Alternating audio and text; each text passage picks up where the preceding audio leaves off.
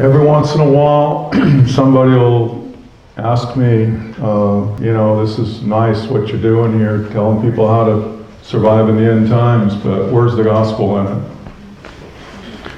And this addresses that. And there is another issue that keeps coming up about whether we should even prepare or not.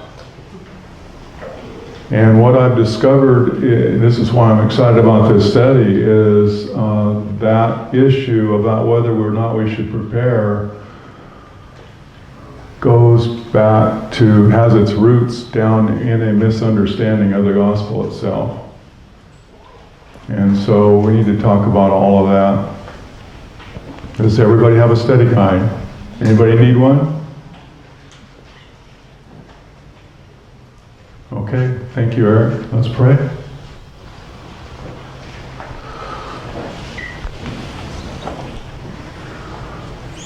Father, we're gathering one more time here this evening to get into your word, and we want your Holy Spirit to lead us and guide us and teach us all things. So as we talk about this important topic about the gospel itself and some misunderstandings that are out there about what it really means. And so fill us all with your Spirit as we open our hearts and minds to you, and give us your wisdom. We thank you and pray in Jesus' name. Amen.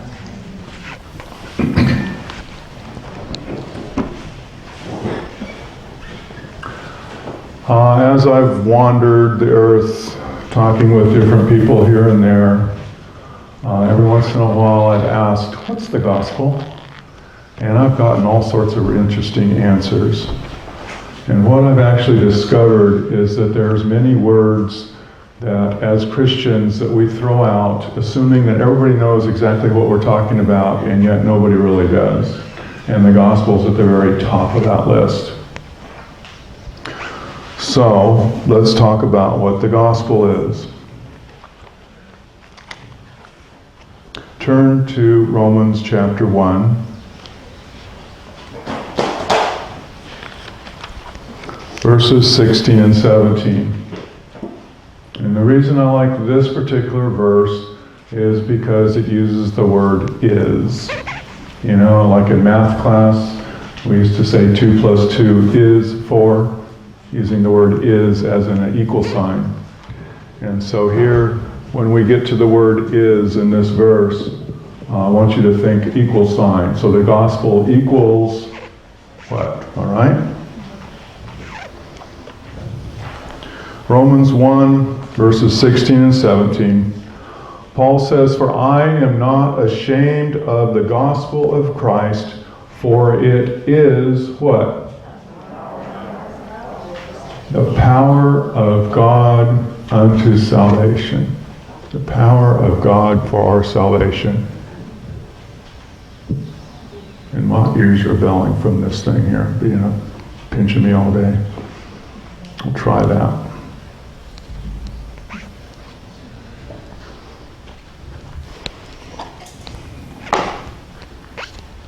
Yeah, I don't know how I'm going to squeeze this all onto one board. We'll see.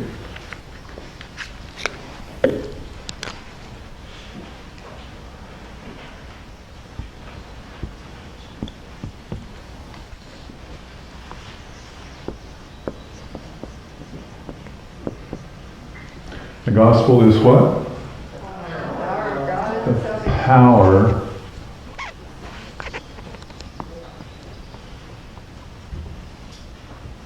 of God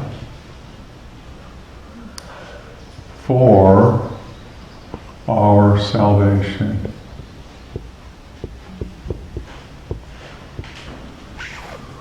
Has anybody had physics? What is power? It's energy. It's more than just energy. What? I'm sorry. Thank you. Nirvana. Power is energy that's doing something. It's not just energy sitting here, it's energy doing something. Okay? I know in physics class they would word that all different, but I'm not talking to physicists here. So that's what he said. Okay, yeah, good. All right. So the gospel is God's power to accomplish our salvation. That's what it's doing. It's saving us. But it doesn't stop there. The gospel accomplishes salvation to who?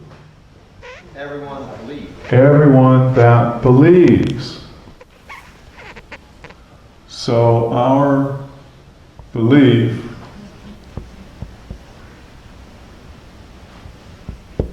is what puts us in connection with God's power to accomplish our salvation. Am I making sense? It says, for the Jew first and also for the Greek. Verse 17 goes on. It doesn't stop there. It says, for in it, what is the it that this is talking about? In the gospel, what is revealed?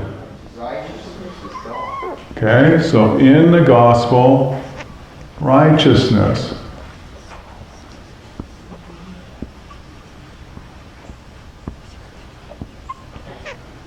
is revealed. Where is this righteousness revealed? Where do we see this righteousness? In who? In us. Yeah, in those who believe. Okay, I mean just from the context, that's the way it goes. And it says, for in the gospel the righteousness of God is revealed from what? Faith to faith. Which kicks us back to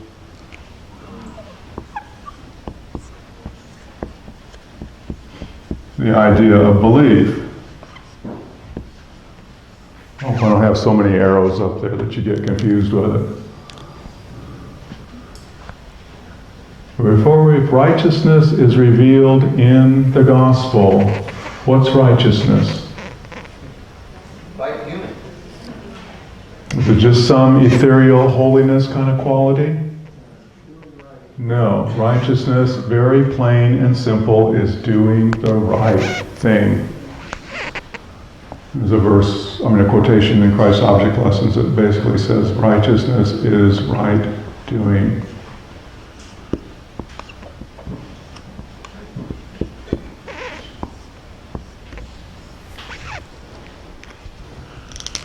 So what does this tell you? As a result of God's power working in your life, I'm assuming you all are ones who believe, otherwise you wouldn't be here. What's going to happen in your life?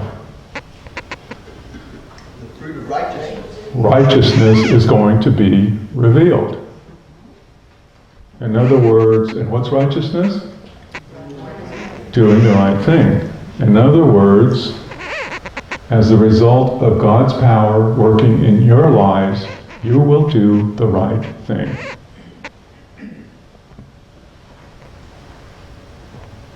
Does that make sense?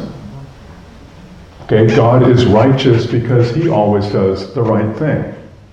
And if God's power is working in our lives, we too will start doing the right thing as a result of His power, not any of our ability. We can't do the right thing. But His power working in our lives will cause us to do the right thing. That's the gospel. Because if we're not doing the right thing, are we safe to take to heaven? No. Yes. The rest of the verse says, the just shall live by faith, which means that doing the right thing will be done for the right reason. Yes. And become a way of life. Okay? And that kind of ties in with what we were talking about earlier about living by the Word. And I hope you're putting those two things together there. Okay, do we have everything filled in those blanks there for number one? C, all this happens how? By faith. Okay, as a result of our faith in God and His power, which will accomplish our salvation, we start doing the right thing, which is an important part of our salvation, because if we weren't doing the right thing, we wouldn't be safe to take to heaven. Yes? What is the bottom of A and also B? Okay, A, in the gospel, righteousness is revealed. Righteousness is doing right, or the right thing. B, therefore, as a result of God's power working in us, yeah, do is supposed to be there. Sorry about that. Do the right thing. Sorry, yeah, that's my mistake there. C, all this happens by faith. It's C, all this happens by faith. Yes, and C, all this happens by faith. Okay, go now to John chapter 3, verse 16. Probably the most well-known verse in the Bible. It's been called the gospel in a nutshell. And all too frequently people get all excited about John 3:16 and just stop there. But that isn't where Jesus stopped. Jesus kept talking to Nicodemus for several more verses. And so we need to read on clear through verse 21.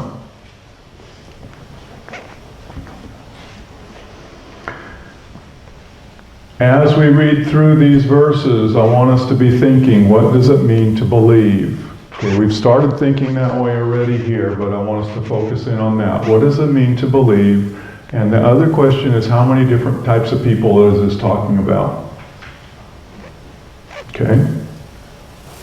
Verse 16 and onward. For God so loved the world that He gave His only begotten Son, that whoever believes in Him should not perish but have everlasting life. He's talking about belief for our salvation, just like the verse in Romans.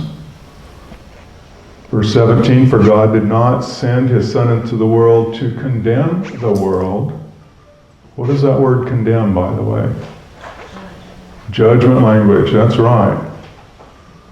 For God did not send His Son into the world to condemn the world, but that the world through Him might be saved. Okay? Jesus came to accomplish our salvation. Verse 18. He who believes in Him is what? Not condemned. But he who does not believe is condemned already, because he has not believed in the name of the only begotten Son of God. So, well, how many different types of people do we have here? Yeah, two different types. Those who believe and those who don't believe.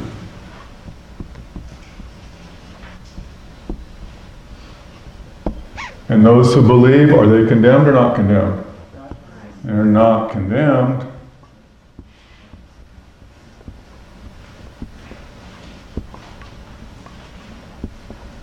And those who don't believe are condemned.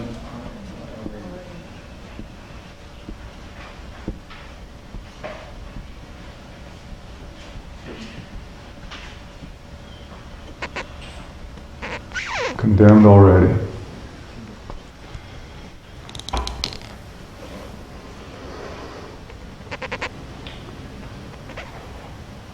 Verse 19. And this is the condemnation. So we're going on and we're talking about the condemnation, what the condemnation is all about.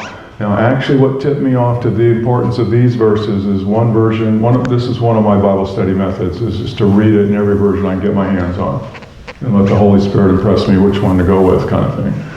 One of the versions I read this in started out, verse 19. It says, "This is how the judgment works." Okay, and the rest of them are really saying the same thing. This is the condemnation. Okay, condemnation being judgment language. This is how the judgment works. And what's the next phrase? Light has come into the world. What does that make you think of?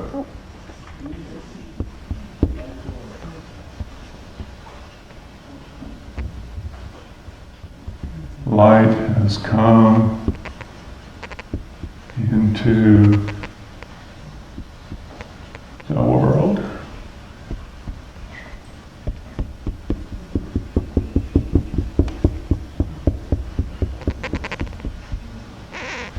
Okay, light has come into the world. Keep your finger there in John 3. Let's flip over to John chapter 1 and see what it says about this. Look at verse 9.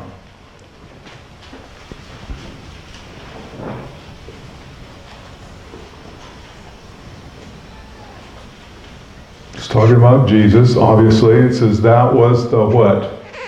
True light, which gives light to who?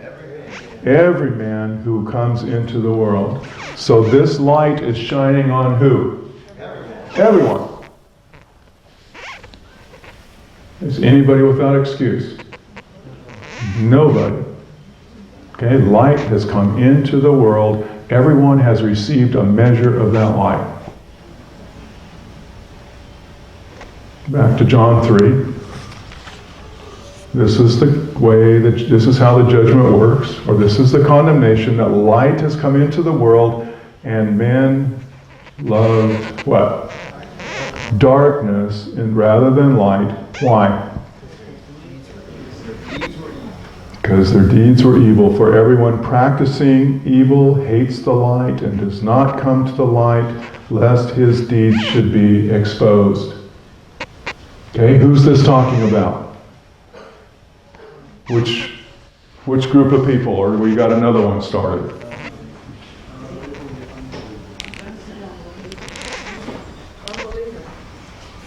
Pardon? Unbelievers. Yeah, those who don't believe, who are condemned already, and this is the condemnation. Okay, light has come into the world, but instead of coming to the light, what do? I'm going to use the word hide. I'll tell you why in just a minute here. Hide from the light.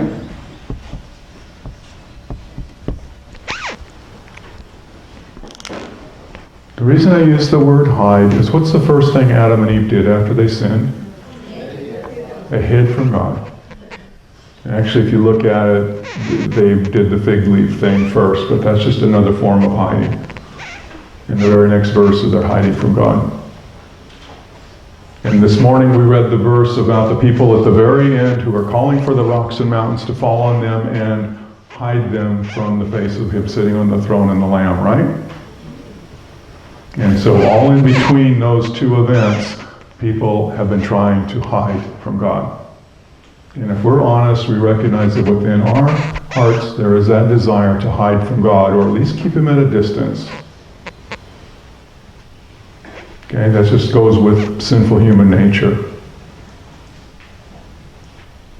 And the question is, are we going to let sinful human nature win out, or are we going to come to God anyway? Recognize our need and take it to Jesus like we talked about last night. Okay? So they hide from the light. And what do they do? What type of thing do they do? You're seeing how this goes with your study guide there, I hope. What do? Evil.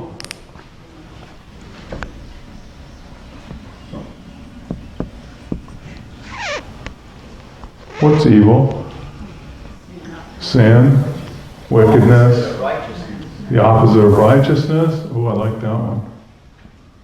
What's righteousness again? Doing the right thing. So evil is doing the wrong thing. We'll define this further a little bit later.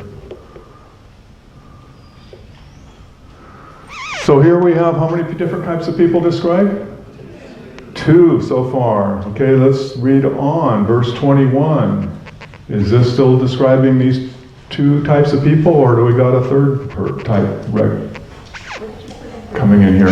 Pardon? Excuse me, what did you fill in for E and E? Under 2 which? 2D? Yeah. We've only done this part of it so far. Okay? They hide from the light and they do evil. Okay? That's D and E, yeah. I gotta come. We haven't. Question on Sure. number, on E. So those who hide from the light do evil, Yes. and then those there's do and then done. Or, Yeah, hang on. We're getting there. Okay. We need to look at verse 21. We're not done here yet. Let's do verse 21, and I think it'll all come together here. Okay, but he who does what? The truth come to the light, that his deeds may clearly be seen that they have been done how? In God or through God. Yeah, depending on your version there. Okay, is this a third type of person that comes to the light? No, this is talking about who? Those who believe and are not condemned. Light has come into the world, and people respond of one of two ways. There are those who hide from the light, but on the other side of the thing, there are those who come to the light.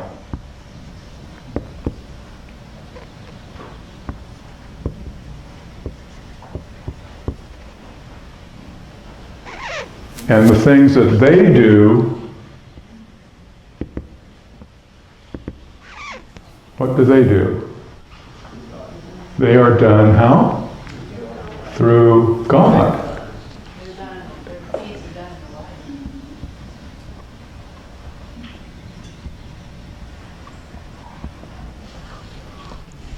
Okay? There's just two groups of people described here. Those who believe and they're not condemned because they come to the light and what they do is done through God or in God. Or it's actually God that works through them to do the things that they do.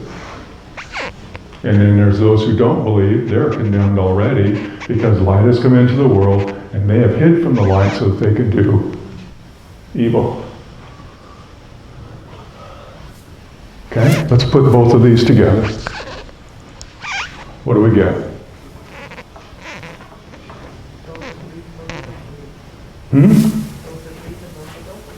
Those who believe and those who don't believe.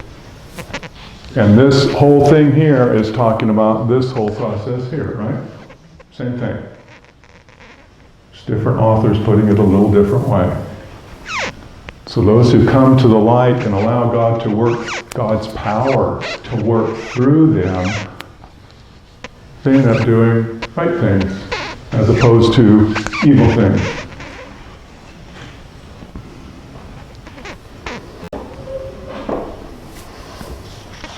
Okay, does everybody have everything filled in for number one? Number two, sorry. Any blanks still out there for number two? Okay, we're moving on to number three. 2F, the first thing Adam and Eve did after they sinned was to what? Hide from God. And at the very end, people will be calling on the rocks and mountains to hide them from God again. Throughout human history, people have been trying to hide from God. Or at least keep him at a distance.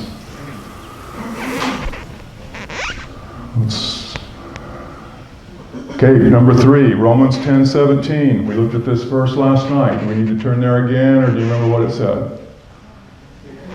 Faith comes by hearing, and hearing by the word. Faith comes from hearing God's word. Okay, we can fill that in. And James 1:22 is the verse we put together with this last night. Okay, but if we only hear and don't do, we do what? We deceive ourselves. So faith is both hearing and acting on God's word. Okay, we're talking about faith causing us to do the right thing. Well, how do we know what the right thing is? Based on what we read in God's word. And then putting that into practice. Okay, 3C, James 2:14-20 through 26. Do we need to turn there, or are you familiar with that passage? Okay, faith without works is dead. All right, and that's what we got going on there. Faith without corresponding works is dead. So we can't have this faith over here by itself. Faith does something. It plugs us into God's power, and God's power is going to do something in our lives. Notice that it says the demons also believe. They believe the facts about God, but they have no corresponding works, and therefore they're not safe to save. Everybody good to go on number 4? Okay, turn to John chapter 15. The last part of C.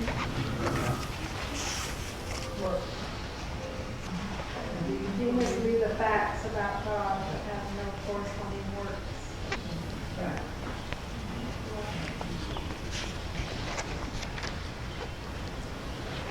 John 15 is, to me, one of the most profound passages in all of Scripture. And 3 of the most significant things that God has shared with me have come out of this passage, and I'm getting ready to share one of them with you. Okay, let's look at verses 1 through 8.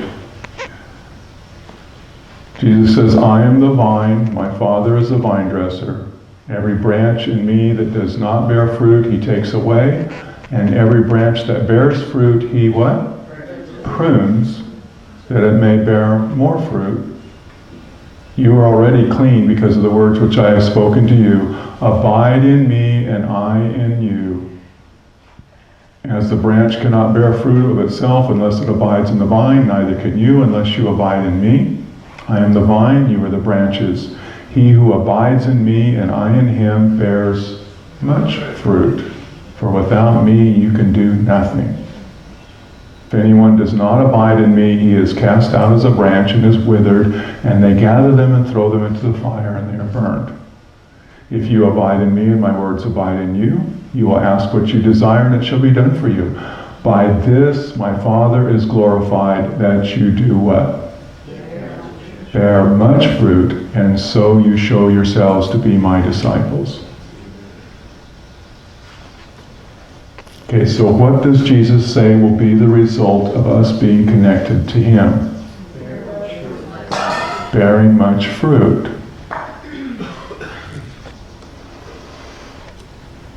Okay, that's 14. That's number 4. As a result of being connected with Jesus, we will bear much fruit. And notice it doesn't just say we'll bear fruit, it's we're going to bear much fruit. What does fruit represent?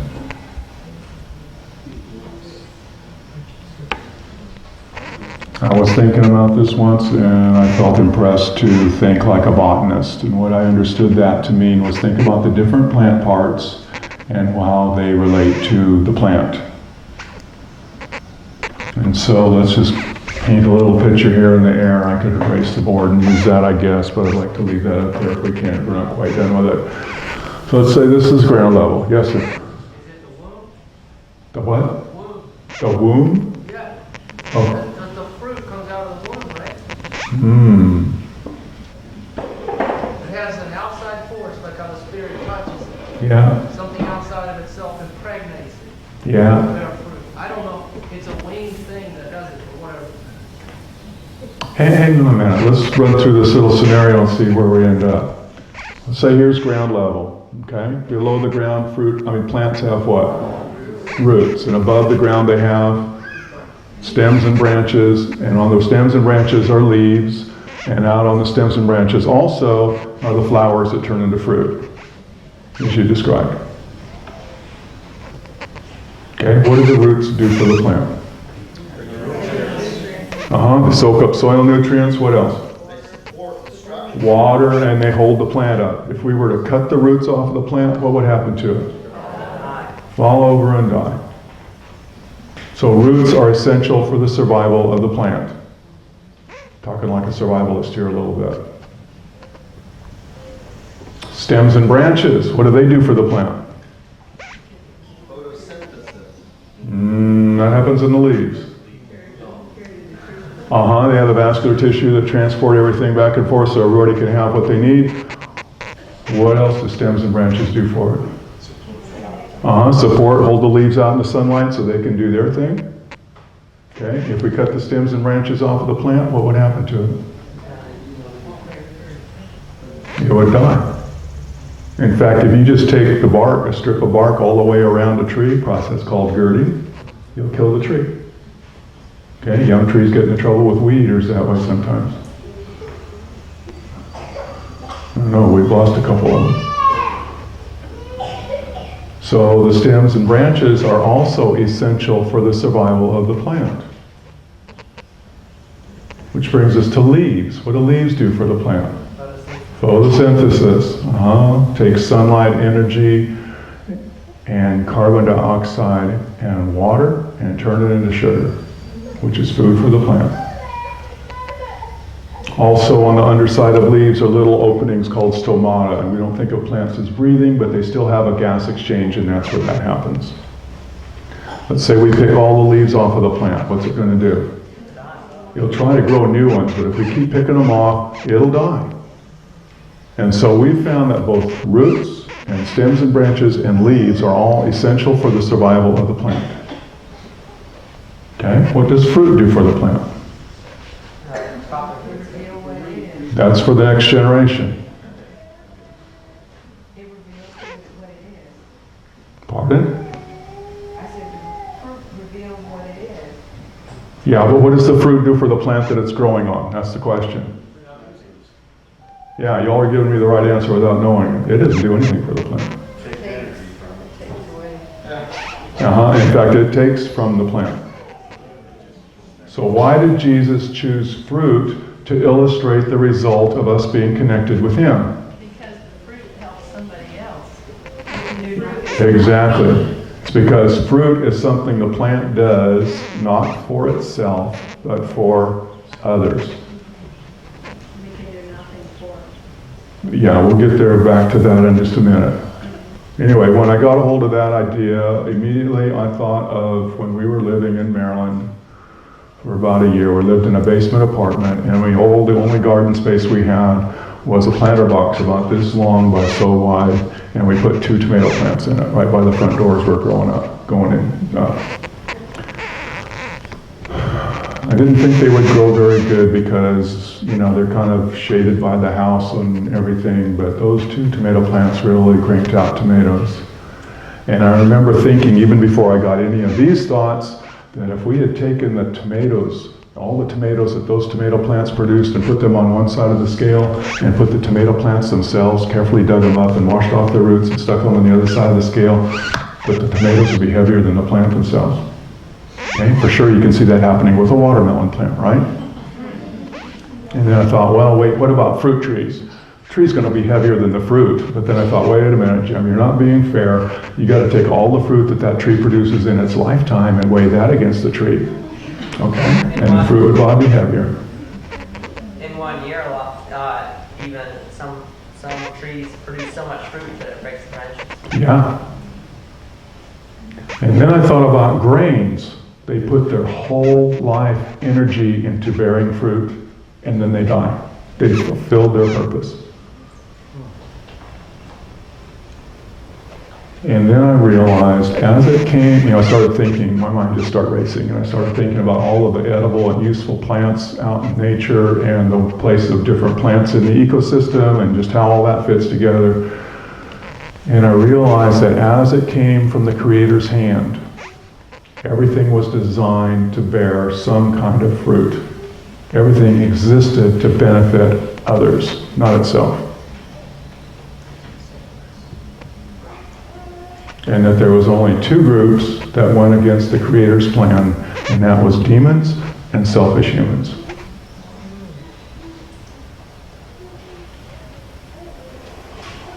And then a few years after that,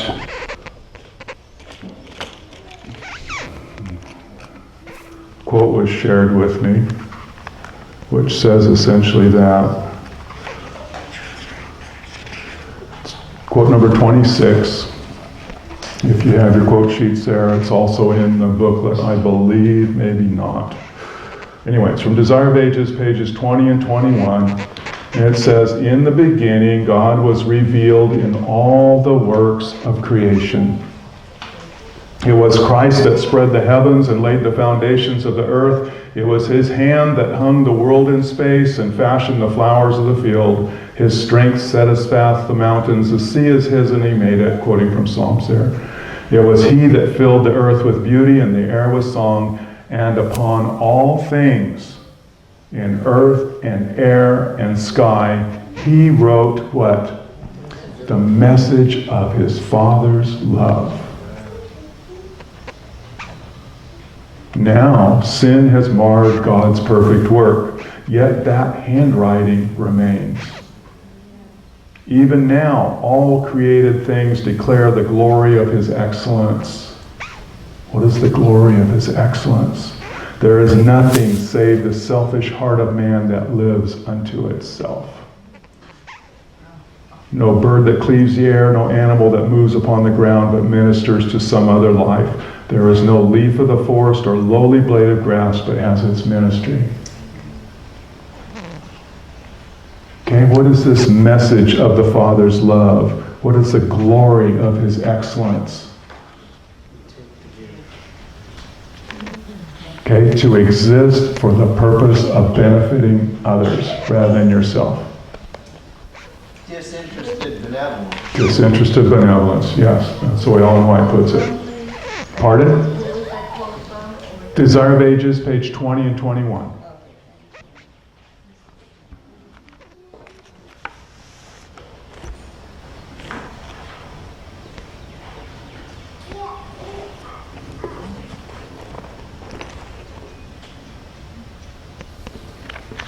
Okay, any other blanks we need to fill in there?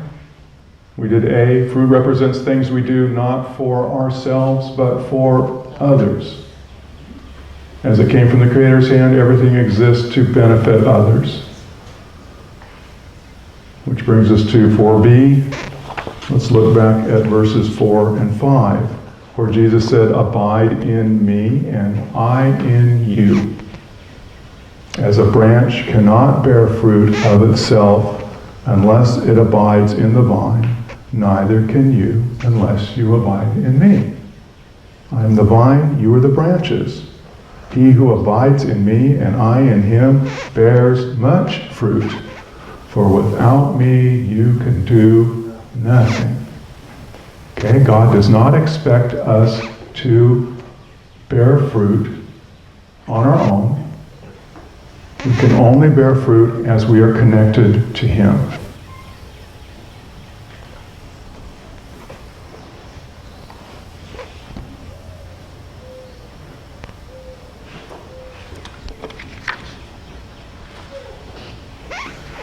Let me give you a modern illustration. God wants us to be like a garden hose. Okay? What's the purpose of a garden hose? To transport water. And the water stands for God's blessings.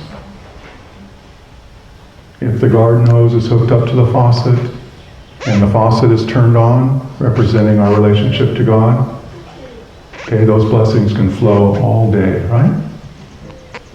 And as long as it's flowing, the hose is full of fresh, clear water.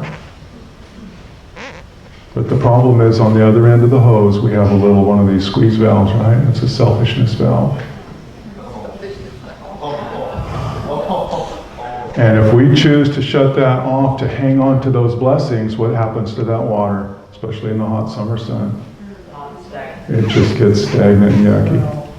The only way to stay full of fresh, clear water is to let it flow. Okay?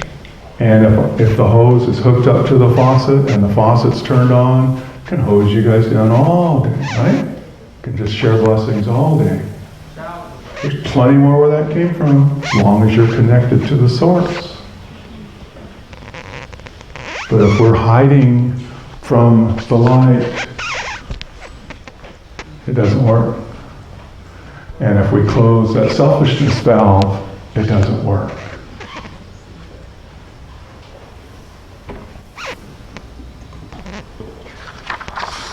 Let's fill in some more blanks here before we go much farther. 4b, we cannot bear fruit without being connected to Jesus. Matthew 20:28 is where Jesus says, I came not to be served, but to serve and give my life a ransom for many. So God himself operates on this same principle.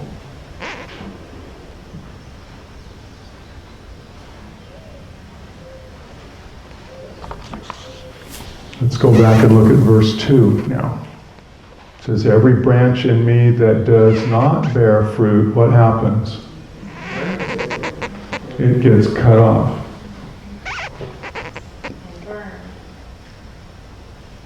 Well, here, let's read the verse. Every branch in me that does not bear fruit, he takes away. And every branch that bears fruit, he prunes, that it may bear more fruit. I was sharing this with a group, and one of the people there said, it looks like you get cut either way. Either you get cut off because you're not bearing fruit, or you get pruned so that you can bear more fruit.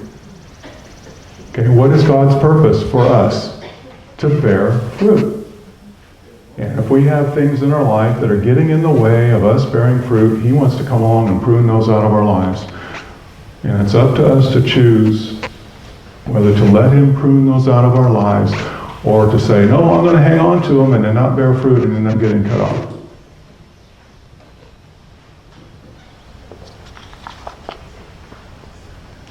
What happens if we don't bear fruit? We get cut off and burned ultimately. And it says, see also Luke 13:6-9. Let's go there. Luke 13:6-9.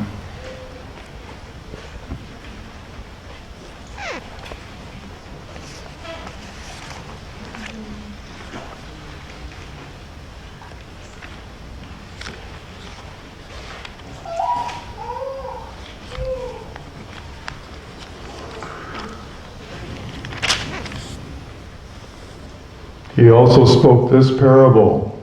A certain man had what? A fig tree planted in his vineyard, and he came seeking fruit on it. And what did he find? He didn't find any fruit. And he said to the keeper of the vineyard, look, for 3 years I have come seeking fruit on this fig tree, and I find none. What should we do? Cut it down. Why does it use up the ground? Okay, all it's doing is taking up space. I want productive stuff in my vineyard. Okay, that's why I planted it. But he, that is the gardener, the keeper of the vineyard, answered and said to him, sir, let it alone this year also, until I dig around it and fertilize it, and if it bears fruit, well, but if not, after that you can cut it down. Okay, what is God's purpose for us? That we bear fruit, which means to do what?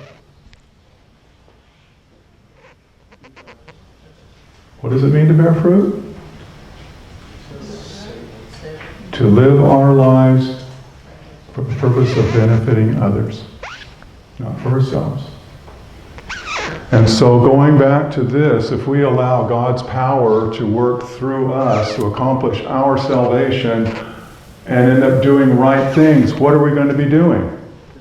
We're going to be bearing fruit. We're going to be existing for the purpose of benefiting others, not existing for the purpose of just benefiting our selfish selves.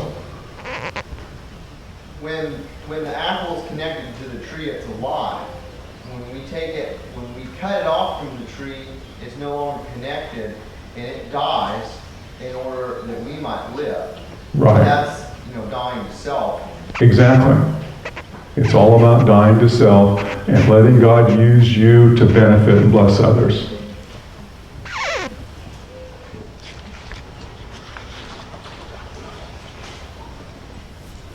Okay, 4D. If we're connected with Jesus and allow God's power to work through us, we will live to bear fruit or benefit others. Therefore, righteousness, doing the right thing, is doing things that benefit others.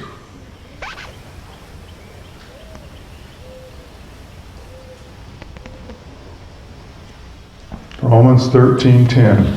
Let's go there.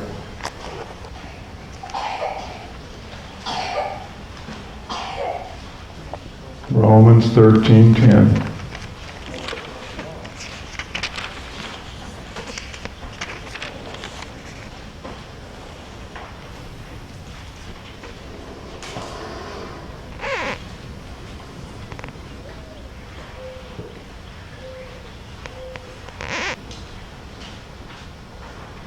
It says, love does what?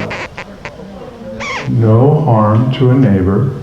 Therefore, love is the fulfillment of the law. Okay, how does that fit together with bearing fruit?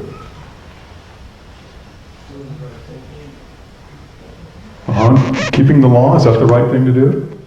Yeah. And love is the fulfillment of the law. Can you love and be selfish at the same time? They're opposites.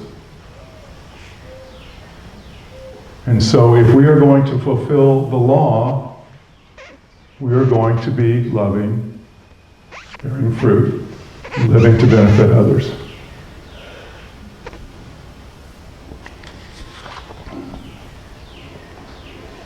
Okay, love is the fulfilling of the law. As we focus on abiding in Jesus, we will keep the law and love others.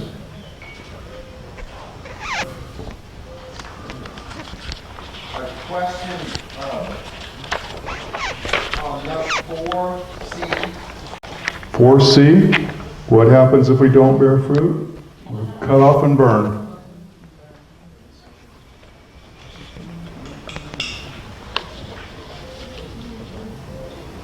Okay, next page. Or does anybody else need blanks filled in on that first page? Yes, Rachel.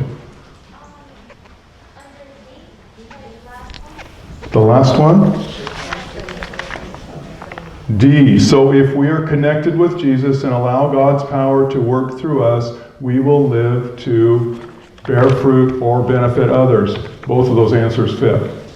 Because bearing fruit is talking about living to benefit others. And the first little bullet point there, therefore righteousness, doing the right thing, is doing things that benefit others. Because we will do the right thing as a result of God working through us. Okay, this is, in this passage here, in Romans, Paul is talking about the same thing. The power of God working through us being connected to the vine and the strength from the vine flowing through the branch, right? And what happens as a result of that? Righteousness. Bearing fruit. Same thing. Living not for self, but for others. You got it?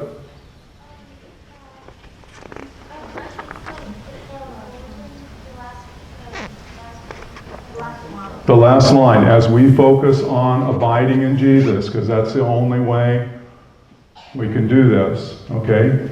We focus on abiding in Jesus, we will end up keeping the law and loving others. Yes? I was really thinking about that principle of living for others, and then really, if that's really our existence, then, sometimes I find myself doing nice things for people and feeling pretty good about it, but then really realizing that, well, I'm really doing that to benefit myself because, maybe they'll be nice to me or sometimes I find myself with those kind of motives that are not really living to bless others, but to benefit myself. Yeah, sometimes we do things that supposedly benefit others really for our own benefit. God wants to purge those things out, right? So that we bless others for the sake of helping them. Okay, second page.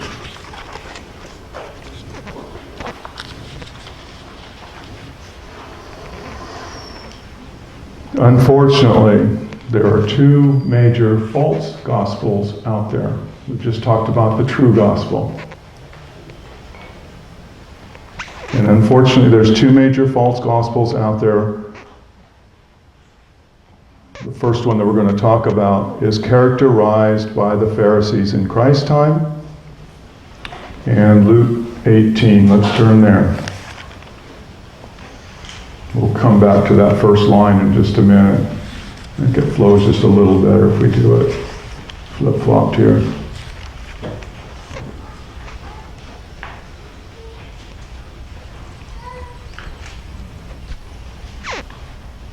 Luke 18, verse 9. And he spoke this parable to some who trusted in what? Themselves, that they were righteous. So they're trying to do righteousness, but how are they trying to do it? On their own. Okay? And then down in verse 18 through 23, here's the story of who? The rich young ruler. I think the rich young ruler more than anybody else characterizes this first false gospel.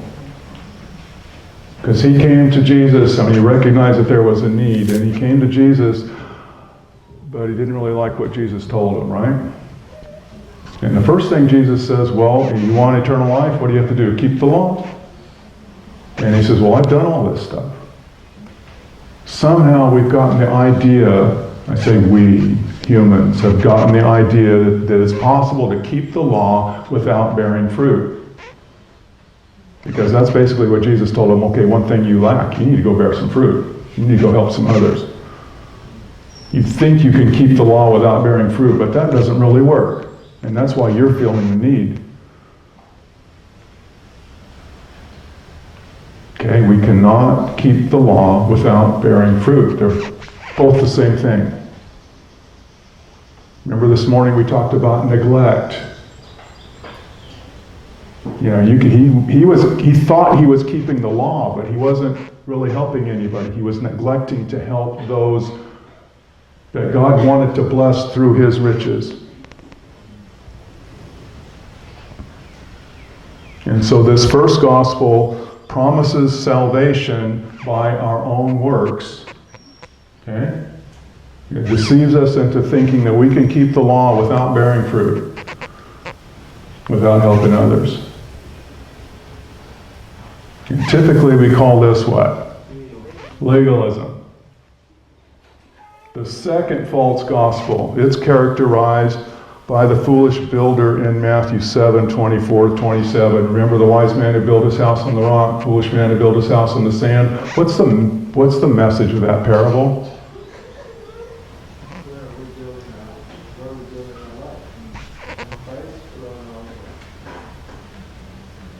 Pardon? Somebody's... Where are we putting our life? On Christ, through his rock, or on our own works? Uh-huh. Do you know where this parable is found? It's right at the end of Matthew 7. Where is that? This is Jesus' conclusion for the Sermon on the Mount. And he's saying, yeah, where are you building your life? But what else does he say? He says, the one who built his house on the rock is like, or something is like the person who built his house on the rock. And what does he say there? He who hears and does it. Okay? Same thing we were talking about earlier. Not just hearing, but hearing and acting on it. So he who hears Christ's word and acts on it is like the person who builds on the rock. And those who just hear it and don't act on it are like those who build on the sand. Okay? This second false gospel is like those who are building on the sand, those who hear and don't act on it. It's also characterized by the parable of the person who only had one talent. Okay, what did he do? He buried it. Have you let that parable soak in? The master said, here, take care of this while I'm gone. Here, take care of this while I'm gone. Here, take care of this while I'm gone. Did he go and bury it so he's, oh, when the master gets back, I'll get kicked out? Those weren't his thoughts at all, right? He says, okay, I'll take care of it. Wraps it up so it stays nice and clean, buries it in the ground. And that's safer than putting it in the bag. Master comes back, he goes and digs it up. Here, I took care of what you told me to take care of. It's still nice and clean. Okay, he expected to get into the kingdom. And basically the master kicks him out and says, you're not my servant. And he's like, what? Okay, think about it a minute.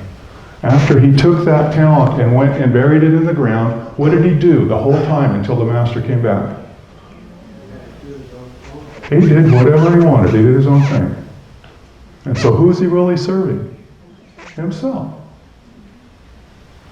Master has given us those blessings and he wants us to use them to bless others, not to bury, or not to just ignore. It's also characterized, this second false gospel is also characterized by the goats in the very next parable of the sheep and the goats. Remember? And this is a judgment picture again too, just like we talked about the judgment over here.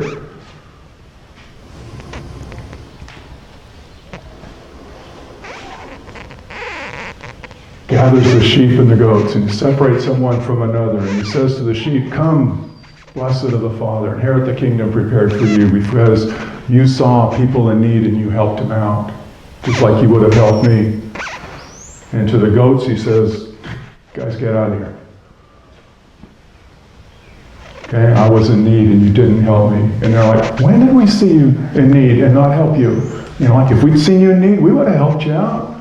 He says, "Inasmuch as you didn't do it to one of the least of these, my brethren, you didn't do it to me." Okay, what were they doing? Whatever they wanted, right? They weren't using their blessings, the blessings God had given them, to help others.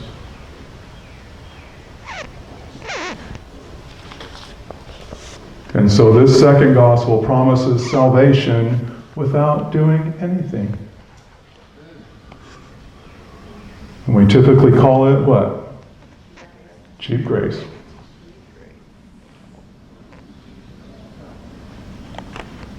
Now we tend to think of legalism and cheap grace as opposites, and in many respects they are. However, they have one important thing in common. Okay, both of these false gospels promise salvation without connecting with God.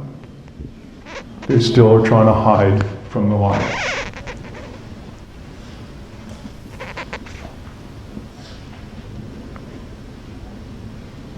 Now it's real interesting what comes out of their perspective.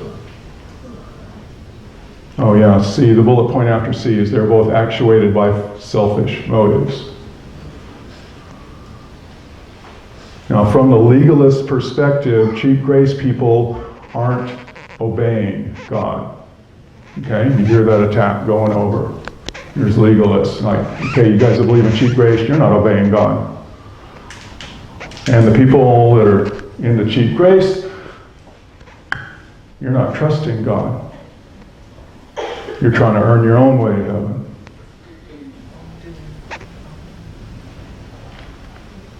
And the interesting thing is both of them attack the true gospel with those same two arguments.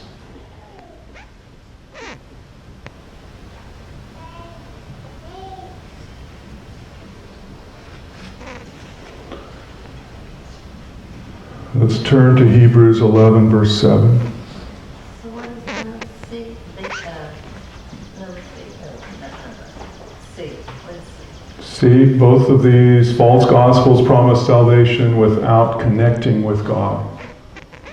They are both actuated by selfish motives.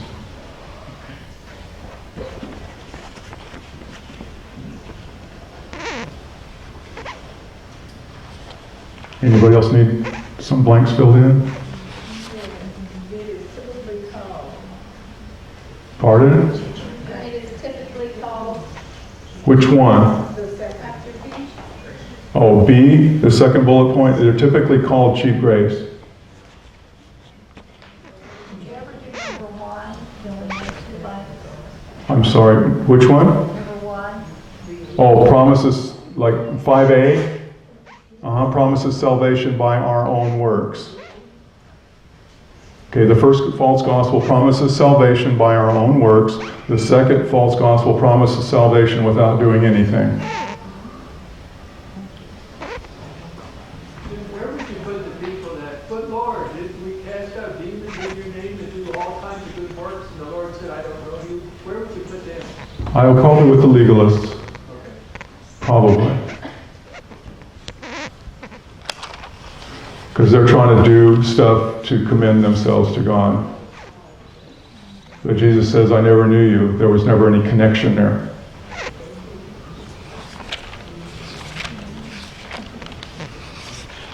Okay, Hebrews 11, verse 7. I keep coming back to Noah's example in this verse. I think Noah is a really good example of someone who had it right.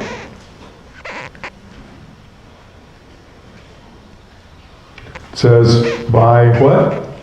By faith. Remember what we talked about, faith here. By faith. Noah was living by faith.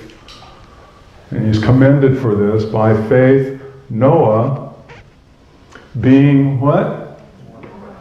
How was he warned? Divinely warned. Like God told Noah what was going to happen. By faith, Noah being divinely warned of things to come.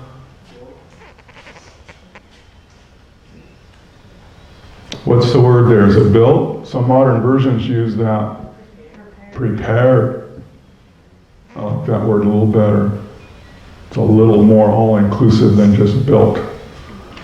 He prepared the ark to save who? His own skin? His family. And by extension, who does that include? That includes himself, yes, but by extension, who is his family? All of God. All of us. Okay, we're all his household. If Noah hadn't done what he did, none of us would be here. So he built the ark to save his family, an extended family, all the way down through time to us. Yeah, amen. Glad he did what he did. So he wasn't acting out of selfish motives, he was acting to benefit others. Okay, point A there, Noah both believed and prepared. Okay, point B, in the prophecies, we too have been divinely warned about what? Talked about it this morning, the end times. If we believe these warnings, we too will prepare, both spiritually and physically. And our preparations will not be actuated by selfish motives, if we truly believe, and if we're letting God's power work through us.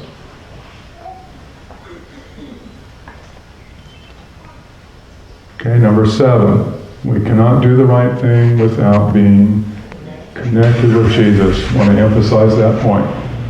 You cannot do the right thing without being connected with Jesus. Let's not try. And so here's the 3 points we talked about earlier. Number 1, let's be very deliberate and intentional about our relationship with Jesus. Number 2, let's let His Holy Spirit work through us to benefit others, because that's what He wants to do anyway. And number 3, let's take definite actions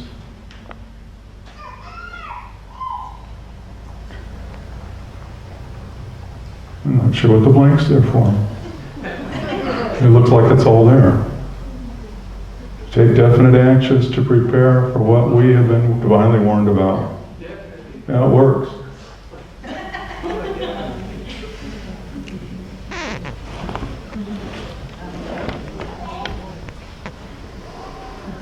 Maybe it should have been make preparation. Oh, yeah. Yeah, that works. Yeah, let's do that. Just put make. Which one is it? 7C, take definite actions to make preparation. To physically prepare. Oh, physically prepare. That's what it is. Oh, yeah. Yeah. To physically prepare for what we've been divinely warned about.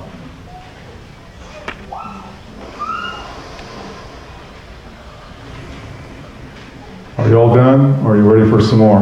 More.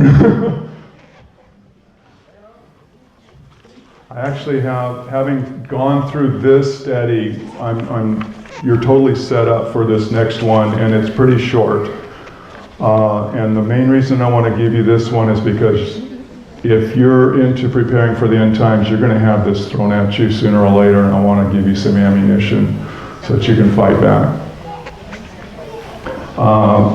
Does everybody have either at least a booklet or a quote sheet? Is there anybody that does not have either a booklet or a quote sheet? Okay, Becky, can you give about three or four people here some booklets?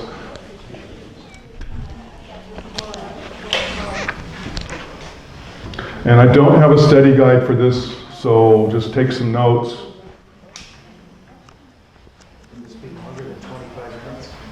I don't think so. I hope not.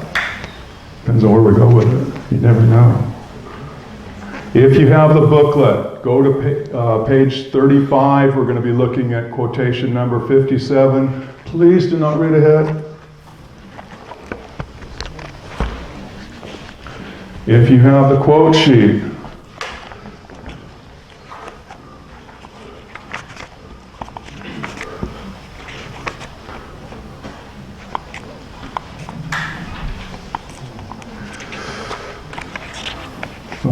not too far away. Go to quotation number 74. Quotation number 74, towards the end. 57 in the booklet. It's quotation number 57 in the booklet, or quotation number 74 in the quote sheet. And Becky, if you need another one, I can give this one out.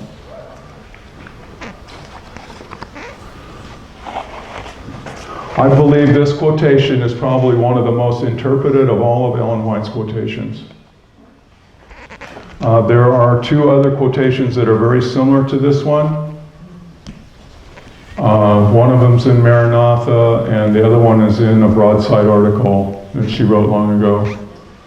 But we're going to go with the early writings one simply because that's easier for most people to get a hold of than the other references. Okay, does everybody have that? Quotation number 57 in the booklet, or quotation number 74 on the quote sheet. Okay, ready to go? Okay, let's look at this first sentence. It says, the Lord has shown me what? Repeatedly, that it is contrary to the Bible to do what? Make any provisions for our temporal wants in the time of trouble. Okay, I have had this quote thrown at me and said, Jim, you're doing it all wrong. You're not supposed to make any provision for the time of trouble, and what are you doing preparing? What? That's in the time of trouble. What about before? This is after the close of probation. Okay, you guys have been studying this out a little bit, I can tell. Well, let's show how that happens for the rest of you. But there's still more to it. Do they have a worksheet for this study? There is no worksheet for this study, no. It says, I saw that if the saints had food laid up by them, oh wait, before we read on, is it ever safe to take just one statement out of the Spirit of Prophecy and build your whole case on that? Or take one verse out of the Bible and build your whole case on that? No.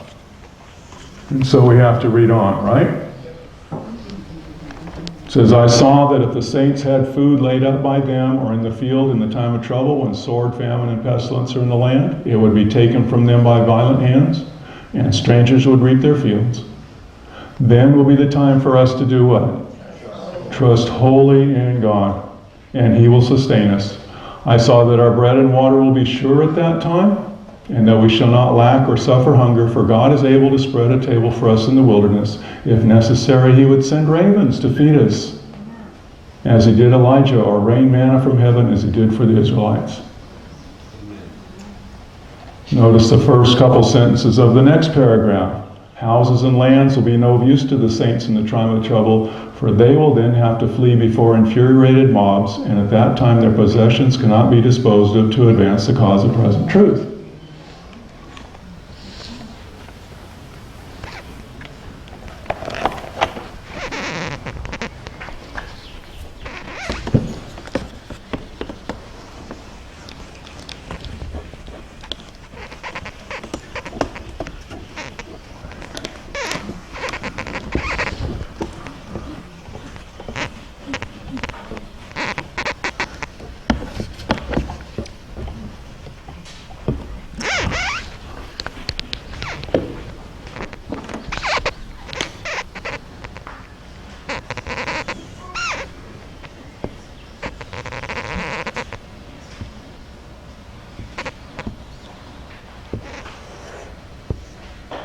Does that look familiar? Okay, do I need to fill in some blanks there? Are you good with this? Let's just abbreviate it here. This is National Sunday Law. This is time of trouble. Here's the plagues. Here's the close of probation. Here's the voice of God. And here Jesus comes.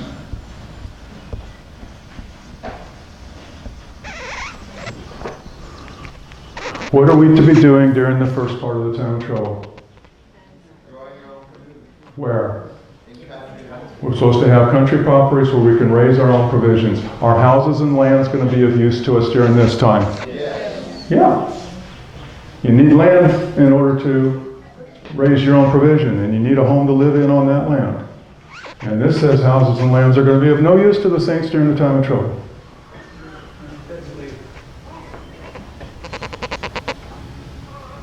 It also says, though, that at that time their possessions cannot be disposed of to advance the cause of present truth. Why would that statement be true? You can't buy or sell. Yeah, this is after no buy, no sell, which happens about in here somewhere. So this is talking about after no buy, no sell. So you can't dispose of your property. And it also says something about not being able to advance the cause of present truth. What does that tell us? It's after the close of probation. So this quote is talking about when? The whole time of trouble or just the last part? The last part. Did you know where are we going to be during the last part? In the mountains. Up in the wilderness. Did you notice the wilderness context of this quote?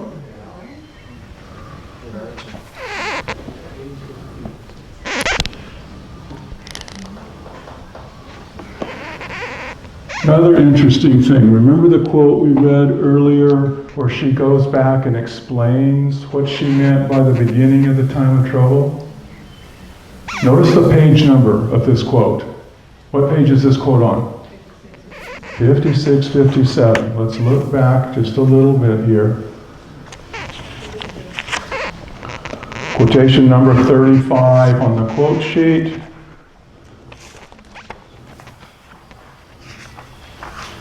And in the booklet,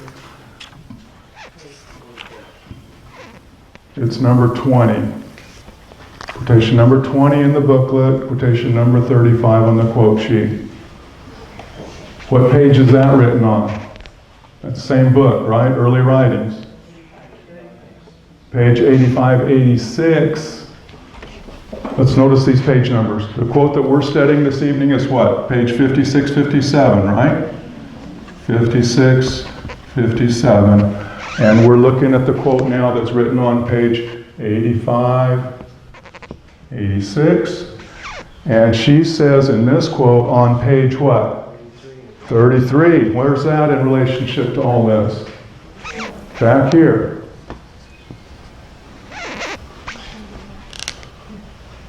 So do you notice on page 85, 86, she's making a clarification of something that she said about the commencement of the time of trouble, not referring to the time of the plagues, but to this short period here before, that she wrote back on page 33. And here the quote we're looking at is right in the middle of this. Is it possible that the people at that time, or even she herself, did not fully understand what they were talking about when they said the time of trouble, whether they meant the whole thing or they meant just this part here? Okay?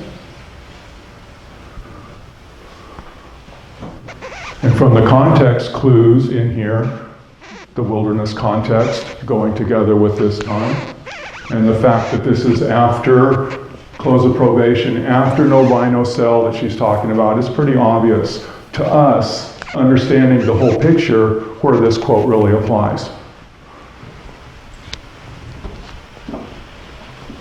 Okay, so let's go back to the quote.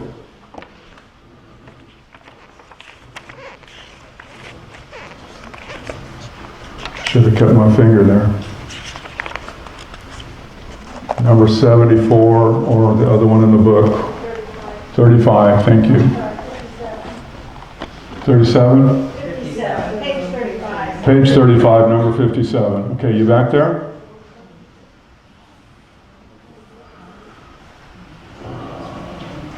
Yeah, forgive me for belaboring the point here, but there are those who understand the difference or the time when this quote applies, and they still misinterpret this quote. And so let's ask the question here. What is the main issue of this quote? We read it just a little bit ago.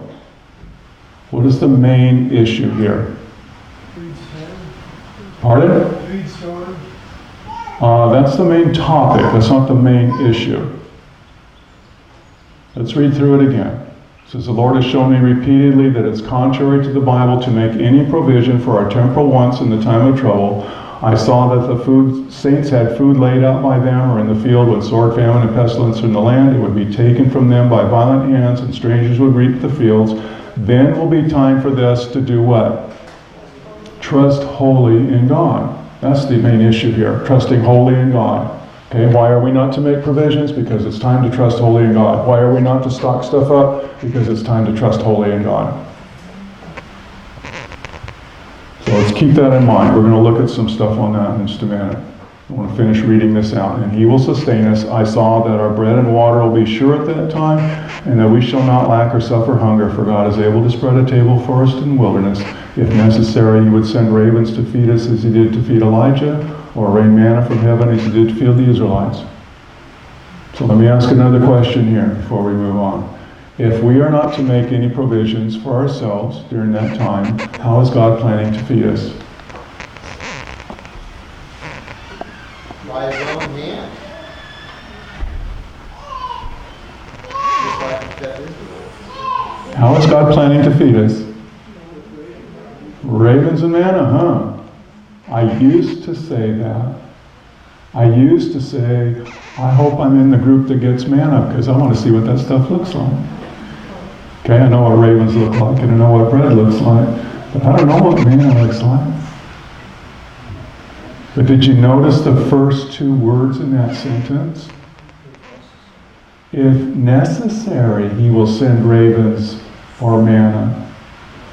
Do you get the implication of that? Yes. I was going to say that it has to end sometime. And isn't this the period where the reason why that we don't have to worry about, food and so forth, or if we're going to be hurt, is because death doesn't mean anything anymore. The only reason why God allows death is for the conversion or to stir up hearts, but everyone's mind is set because God has already stood up and they're either sealed to be saved or not. So there's not going to be any changing of the heart. So the next step is Christ is going to come, right? Right. But how long are we going to be out there, potentially? We talked about that this morning. 3 years, or we're not sure, 3.5. Well, we said potentially, shortened 3.5 years for the whole thing. And based on the story of Esther, our time out here in the wilderness, how long? About a year. Just shy of a year, okay? But But her can point, I ask another question? Explain, because I thought that during that time, we're not going to be able to, there's not going to be any death. We think that they're going to be able to do us harm, but they're really not. Is that I'm sorry, I'm not hearing what you're saying. The rain's making noise and I'm just not catching out every word. I may have this mixed up, so It's I'm okay. looking for a correction. I thought that in the time, Yeah, everybody can hear your question. Thank you, brother. I may be mixed up on this, but during that period, during the time of trouble, I was. Are you talking about the second part of the time of trouble now? Right, the second Okay, part, where we are now going into the wilderness and Right. they're coming after us. But I always thought that even though we think that our lives may be at harm, but they're not going to be able to kill us. Right. Because there is no need for Right, that's correct. death. That's So- correct. There will be no martyrs after this time because Martyrdom is to be a witness, and there's no more point in witness after the close of probation. Right, and somewhere I read that when we get to that point where we think that all is lost or hope, then that's when Christ will actually come. That's true, but there's a bit we have to go through here first. Okay? Titus. I'm seeing some confusion with among our people. Yes. See, there's the message that says that God has given us: leave the cities, take your families where you can raise them in a godly environment, raise your own food. That's the first message. Yes. And then, when things get really, really bad, after the close of probation, God says, leave everything. Right. Go to the mountains. See, Yes. this is the valley, this is the country. You can grow your own food, but up on the Rocky Mountains, in a cave, you're not going to be able to grow your food. So it's step by step. The first step is God says, get out of the cities, raise your family in a good environment, raise your own food. Then, when, as things progress, after the close of probation, then you get out of your nice country home. You head to the hills, and you can't grow food there.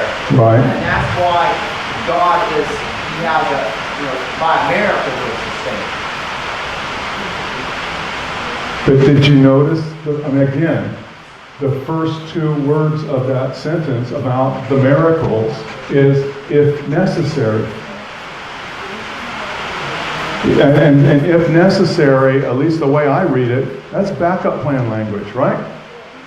So the ravens and the manna are God's backup plan. And so the question begs to be asked, if those are God's backup plan, what's the main plan? And can you still hear me in the back? Okay, another part of the confusion that I believe you're talking about, and I've heard this from people who really should know better.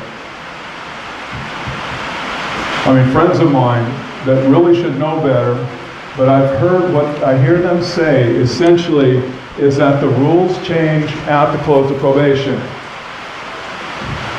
Okay, and they use this quote to back them up. Basically what they're saying is, before the close of probation, yes, we have our part to do. Okay? We've been told to raise our own provisions during this first part of the time of trouble when we're not able to buy or sell. But after the close of probation, they don't put it in these terms, but basically after the close of probation, when we flee to the wilderness, we don't have to worry about it. God's going to take care of us. And what I'm saying is that attitude is really slipping back into that false gospel that claims that we can be saved without doing anything. And we need to clarify that. Because God is the same yesterday, today, and forever. Okay? He's the same all the way through this. The rules don't change at the close of probation. Yes. Okay, that's one of the main things I wanted to point out this morning. Okay, let's look at the quote again, and let's answer the question that if the ravens and the manna are God's backup plan, what is His main plan? Okay? Look at the phrase just before the sentence where it talks about the ravens and the manna. What does it say? No, just before that sentence, with the phrase just before the if necessary, that begins that sentence about the ravens and manna. God is able to do what? Spread a table for us in the wilderness. And this is a reference back to a verse in Psalms. But again, we can't just look at one verse. We need to compare Scripture with Scripture. And so look at the quotation just before. Okay? Either in the quote sheet or in the booklet. Look at the quotation just before. It's from Ministry of Healing, page 200. It says, the mountains and the hills are changing. You got it? The mountains and the hills are changing. The earth is waxing old like a garment. But the blessing of God, which spreads for His people a table in the wilderness, will never cease. Okay, this is talking about that same table that God can spread for us in the wilderness. And it says it will never cease. Pardon? That's the quotation 73 if you're in the quotation sheet. Okay, the blessings of God which spread for his people a table in the wilderness will never cease. Well, when did that will never cease begin?